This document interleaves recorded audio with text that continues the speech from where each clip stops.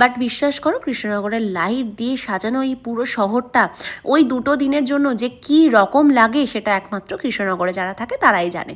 প্রত্যেকটা প্যান্ডেলের সামনে দিয়ে দিয়ে যাচ্ছিলাম আর একটু বলছিলাম ওকে স্লো চালাতে, ও স্কুটি নিয়ে বেরিয়েছিল, আমি যাতে এই লাইটিংয়েরগুলো এর পুরো রাস্তাগুলো যেগুলো সাজানো রয়েছে সেই ভিডিও ক্লিপসগুলো তোমাদের সাথে শেয়ার করতে পারি আর আমি ভিডিও নিতে পারি। আমরা এমন কিছু জায়গায় সেদিনকে গেছিলাম যেখানে প্যান্ডেলই রেডি হয়নি, তাও আমরা গিয়ে সামনে গিয়ে ভিডিও নিয়েছি, ফটো নিয়েছি।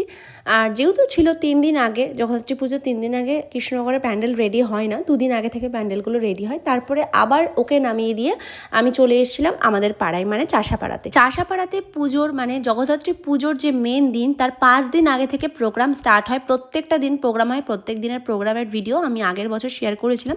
বাট এই বছর আমি যেহেতু বগুড়া থেকে কৃষ্ণনগর গেছিলাম সেহেতু সব মানে প্রোগ্রামগুলোর আমি ডিটেলস দিতে পারিনি। আর 3 দিন আগে চাষাপাড়ায় বুড়িমার পাশে একটা স্টেজ হয়, সেখানে 3 দিন আগে